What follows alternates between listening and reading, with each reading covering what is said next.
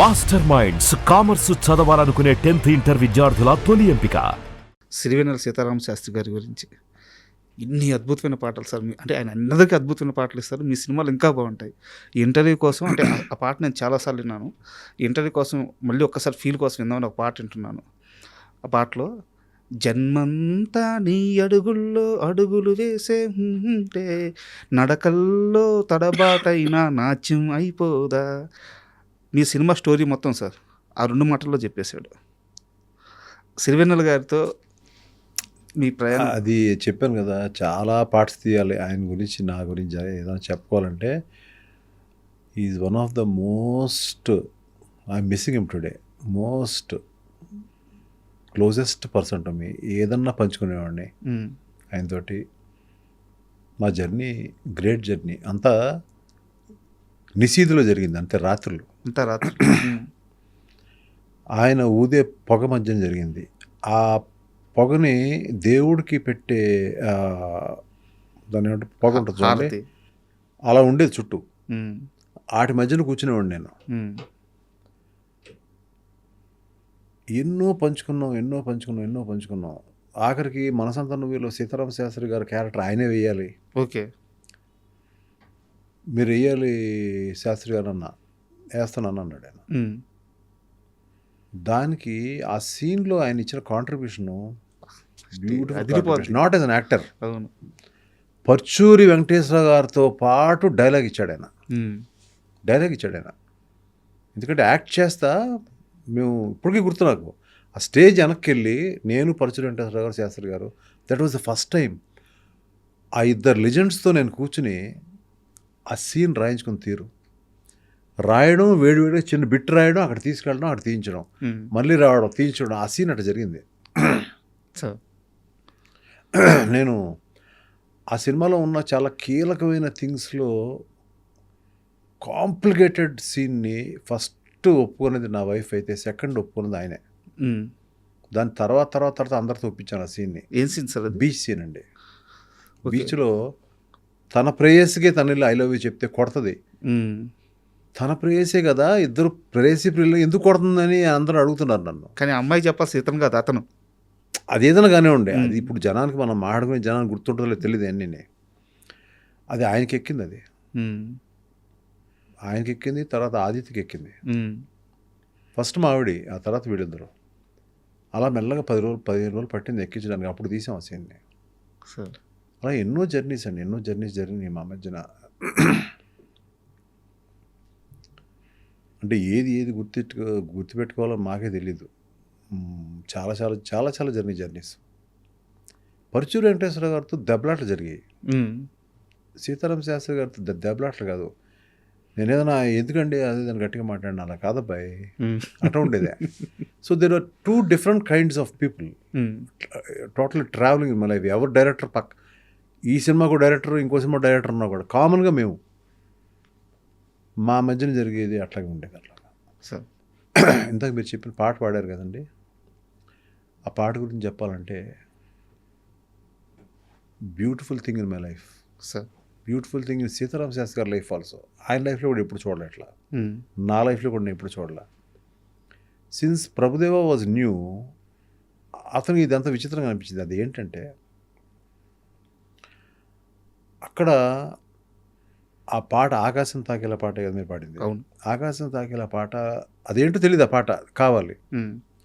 నాకు దేవిని అడిగాను, నాకు ఇక్కడ ఒక పాట కావాలమ్మా, నాకు ఎలాగిస్తావో తెలీదు ఏంటి అని అంటే, అప్పుడు 2-3 పాటలు పంపించాడు. అందులో ఇది నచ్చింది. ఓకే, అది కూడా తానానే నానానే నానానే నానానే తానానే నానానే నానానే అంతే పంపించాడు.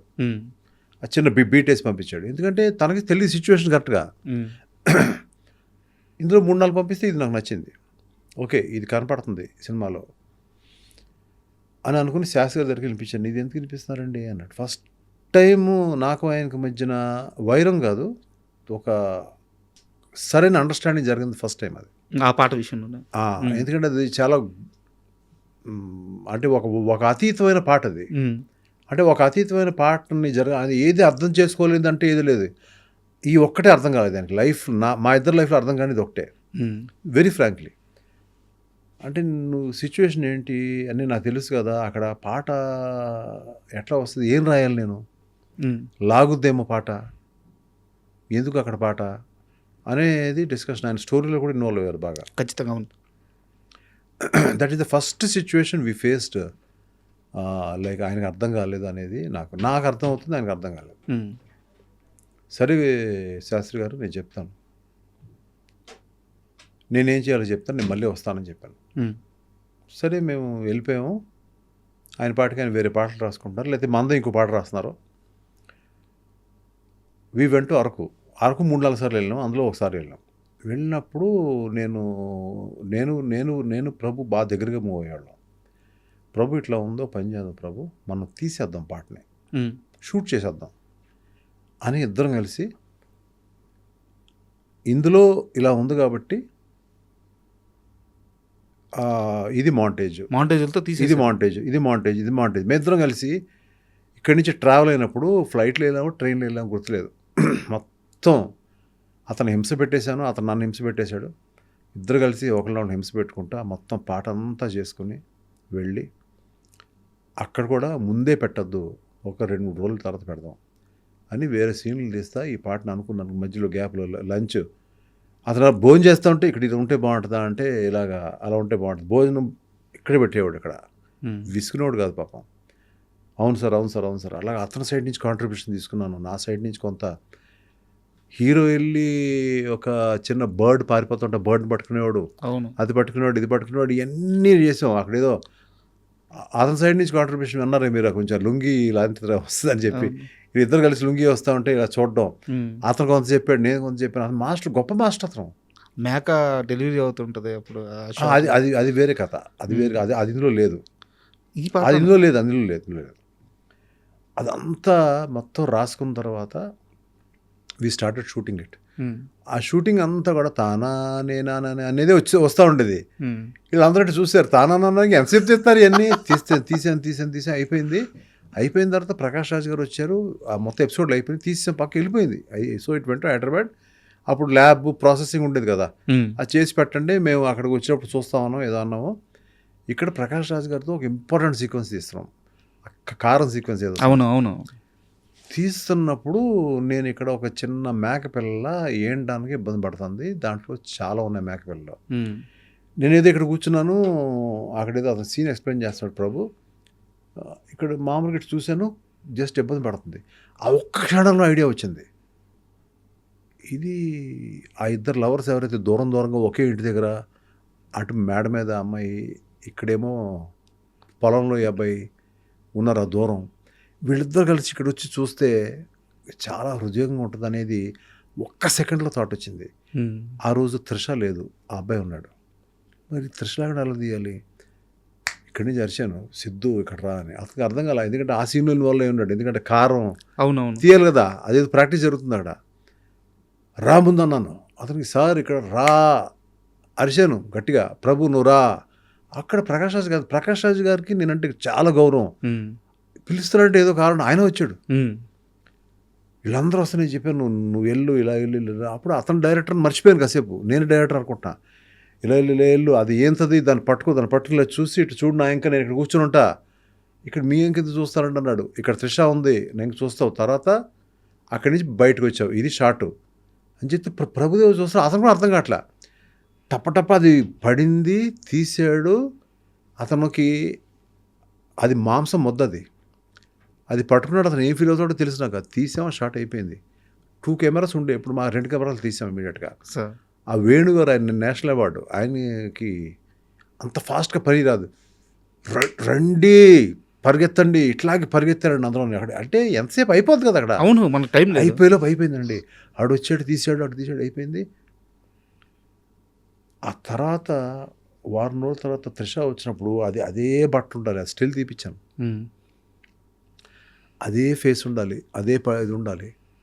అది చేసిన తర్వాత మళ్ళీ ఆ తర్వాత సీన్ అయిపోయింది, అది అయిపోయింది, అంత అయిపోయింది. అప్పుడు అన్నాడు సిద్ధు, అది పట్టుకోవడానికి భయం వేసిందంటే కళ్ళ నీళ్ళు వచ్చేసిందండి. కళ్ళ నీళ్ళు వచ్చేసినాయి కదా, అదే నాకు కావాలన్నాను.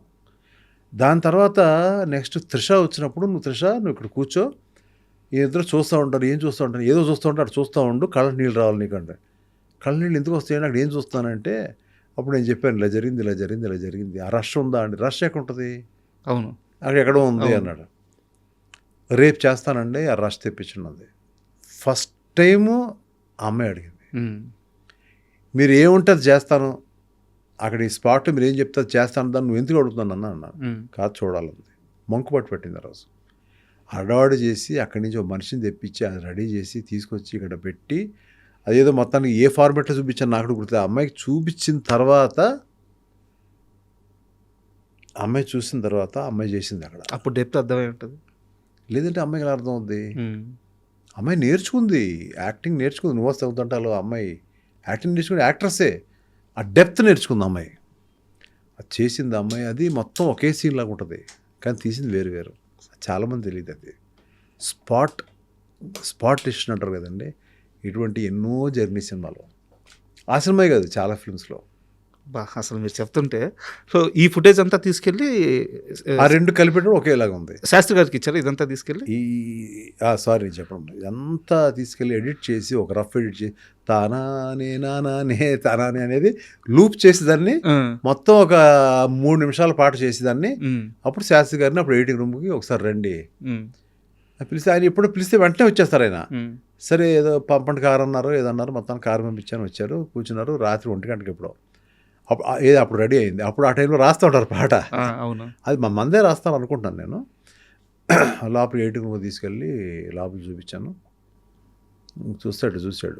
చూసిన తర్వాత ఇలా మెల్లగా వచ్చాడు, సైలెంట్గా వచ్చాడు, సిగరెట్ వెలిగించాడు ఆయన. మన ఇద్దరం నన్ను ఇంటి దగ్గర దింపుతావా అన్నాడు. అందరు దింపుతాను. సరిపదా అన్నాడు. మాస్టర్ తీసింది వచ్చి ప్రభుదేవ. అతన్ని ఎక్కమని అనలేదు. నువ్వు వెళ్ళి పడుకో ప్రభు చెప్తాను అన్నాడు ఆయన. కారులో వెళ్తా ఉంటే నన్ను మామూలుగా హనీ అంటాడు ఆయన. ఆ హనీ మీరు పేపర్ తెచ్చారా, ఒకసారి మీరు అంటాడు, ఒకసారి నువ్వు అంటాడు ఆయన. మీతో కూర్చుంటే పేపర్ పెన్ లేకుండా ఎందుకుంటాను సార్. తీశాను. ఆకాశం తాకేలా రాశాడు. ఆకాశం తాకేలా వడగాల ఈ నేల రాసుకో అన్నాడు ఆయన. రాశాడు. నీ పాట రేపు సాయంకాలం ఇస్తాను అని ఇంట్లో దిగిపోయి వెళ్ళిపోయాడు. ఆకాశం తాకేలా వడగాల ఈ నేల అని అనుకుంటా తెల్లారి వరకు అలా దాన్ని ఇంటికి వెళ్ళి స్నానం చేసి కూర్చొని దాన్ని చదువుతున్నాను. నెక్స్ట్ ఈవినింగ్ రమ్మన్నారు. ఆ ఈవినింగ్ రాత్రి 1 గంట అయింది. ఆయన కోసం వెయిట్ చేస్తాను. ఆయన ఇంకా లేవలేదు. ఎందుకంటే డే టైం రాసిన ఫస్ట్ పాట అది. ఈ మధ్యకాలంలో ఎప్పుడైనా రాసుంటారు ఆయన కొత్తలో. ఎప్పుడు రాత్రి రాసి ఆయన డే టైం రాశాడు ఆయన. హంట్ చేసింది అది హాంట్ చేసింది. అది వెంటనే ఎక్కడ దాన్ని వదిలేస్తానని చెప్పి నేను వచ్చేటప్పటికి రాత్రి 1 గంట ఎప్పుడు ఆయన మెల్లగా దిగి వచ్చి కూర్చొని, నేను చాలా పేషెన్స్గా కూర్చునేవాడిని. కూర్చుంటే వచ్చేరాగానే ఇదిగో అబ్బాయి పాట పాడతానని చెప్పి పాట ఒకసారి విని ఆ ట్యూను ఇది పాడి మొత్తం వినిపించాడు ఆయన. ఒకటే టేక్ అంటే ఒకే చేంజెస్ లేవు. అంటే చేంజెస్ ఎలా ఉంటాయంటే ఒక్కోసారి మేము ఎదురే కూర్చుంటాం, ఇంకెవరు ఉంటాం. ఒక పాట లంగా ఓణి అని రాశారు ఆయన. తన లంగా ఓణి అని పాడతారు ఆయన. లంగా ఓణి అక్కడ బాగాలేదు. లంగా ఓణి బాగుందని సార్, అక్కడ లంగా ఓణి బాగుంటాయి, నేమ్ బాగుంది వినడానికి, నేను చూశాను ఇందాక మీరు రాస్తూ ఉంటే. కొట్టుకుంటాడు 1-2 గంటలు కొట్టుకుంటాడు ఆయన. సార్ లంగా ఓణి ముందు తెస్తే ఎలా ఉంటుంది నాకు చూశాడు ఆయన. పట్మని ఆ సిగరెట్ తీసి ఇంకో సిగరెట్ వెలిగించి లంగా ఓణి నేటితో అయిపోయింది. ఒక చిన్న కెలుకుడు, అంత మా ఇద్దరి మధ్యన అంత ర్యాపోర్ట్ ఉండేది. I really miss him. What great people I worked with. కోడి రామకృష్ణ గారు, పరుచూరి వెంకటేశ్వర గారు, శాస్త్రి గారు. ఐ కెనాట్, అంటే చాలామంది మ్యూజిక్ డైరెక్టర్లు ఉన్నారు, పేరు నేను చెప్పలేను, కానీ ఒకటి పేరు చెప్తే ఒకటి కాకపోతే నాకంటే ఆడెక్కువ. మీరు ఎంతమంది పేరు లిజెండ్స్, వీళ్ళ పేరు చెప్పినా ఎవరు కూడా అంటే ఇదేవారు. ఇప్పుడు మ్యూజిక్ డైరెక్టర్లు ఉన్నారు, మీరు ఎంతమంది పేర్లు చెప్పినా దేవి అయితే మీ ఇంట్లో బిడ్డే. అది ఒక తండ్రి బిడ్డ మధ్య ఉండే, గురువు శిష్యుల మధ్య ఉండే అనుబంధం. అది నిన్నే నాకు ఇచ్చాడు ఒక ట్వీట్. నాది టీజర్ పెట్టి, ఈ సినిమా నాకు చాలా నచ్చింది, అని చెప్పి ఎంఎస్ రాజు గారికి ఈ సినిమా పెద్ద హిట్ అవ్వాలని ఇచ్చాడు ట్వీట్. నిన్న నేను అడిగారా చాలా- మీరు? నేను అడగలేదు, మీరు అతనే ఇచ్చాడు. అంటే నా టీజర్ కూడా పెట్టాడు అందులో. బాధ్యత. నాకు చాలా ఇంట్రెస్టింగ్ అనిపించింది. అతను పెట్టి వల్ల మరి అడ్వాంటేజ్ ఉంటుంది నాకు. అతని ఫాలోవర్స్ చాలా మంది ఉంటారు ఉంటారు నాకు. కదా. సో ఇప్పటి వరకు నేను ఫాలో అవ్వకుండా 4 మిలియన్ వచ్చింది ఇప్పటికి. సో ఇంకా ఇంకా వెళ్ళాలి, ఇంకా వెళ్తుంది. నా నెక్స్ట్ ట్రైలర్ రిలీజ్ లోపు ఎంత వెళ్తుంది అనేది చూద్దాం. అదే తెలిసి సార్ ఒక అద్భుతమైన ఇంటర్వ్యూ చేసాము, చాలా మనస్ఫూర్తిగా నచ్చింది. అయితే నా చివరి ప్రశ్న, అగదా మూవీ ఎంఎస్ రాజుకి ఇంత కెరీర్ చూసి ఇంత సక్సెస్ చూసిన ఎంఎస్ రాజుకి కొత్తగా ఏమి ఇవ్వబోతుంది, ఏం నమ్ముతున్నారు? కొత్తగా అని కాదండి, ఇది నాకు కొత్త సినిమా అనిపిస్తుంది, ఫస్ట్ సినిమా అనిపిస్తుంది నాకు. ఏ సినిమా ట్రీట్ చేశాను కానీ ఇది మరీ నాకు ముఖ్యం అండి. ఇది సెకండ్ ఇన్నింగ్స్ అనుకోవచ్చా? సెకండ్ ఇన్నింగ్స్ కాదు, సెకండ్ థర్డ్ ఇన్నింగ్స్ చాలా అయిపోయినాయి, పడ్డాలు ఏడో చాలా అయిపోయినాయి. ఇది ఇన్నింగ్ అనేది పక్కన పెడితే ఈ సినిమా నాకు ఇంపార్టెంట్. ఆ దిశగానే పనిచేశాను నేను. రిలీజ్ కష్టాలన్నీ రిలీజ్ కష్టం ఏం లేదండి, అంతా క్లియర్గా ఉన్నారు. So really thanks to my sister. నేను మళ్ళీ పేరు చెప్తున్నాను అనుకోదండి. ఈ సినిమాలో నన్ను నేనున్నాను అన్నా, నీకు ఎంత పెట్టమంటావు చెప్పు, నేను పెడతాను అని చెప్పిన మా విశాలక్ష్మి గారుకి మనస్ఫూర్తిగా ఈ ఎంతోమంది నాకు రుణం తీర్చుకోలేనని, నాకు మహేష్ లాంటి హీరోలు కూడా అన్నారు కానీ ఆవిడ రుణం నేనైతే తీర్చుకోలేను సార్. నేను చెప్పాను, ఇది ఒక ఆల్రెడీ స్టేజ్ మీద చెప్పాను, ఇది ఒక డ్రీమ్ అని. చాలా డ్రీమ్స్ ఉన్నాయి, ఇది ఒక డ్రీమ్. ఈ డ్రీమ్ చాలా ఇంపార్టెంట్ నాకు. ఈ డ్రీమ్ని సెల్యులాయిడ్ మీద పెట్టడానికి మెయిన్ రీజన్ ఆవిడే. So it's lot of thanks. So అంతా వెయిటింగ్. మళ్ళీ మా ప్రయాణం మళ్ళీ ఉంది, అది అన్ని తర్వాత మీకు అన్ని తెలుస్తాయి త్వరలో. సో సినిమా రిలీజ్ డేట్ త్వరగా అనౌన్స్ చేయండి, త్వరగా రిలీజ్ చేయండి, మేము అందరూ వెయిట్ చేస్తున్నాము. All the best sir. Thank you. Thank you so much అండి.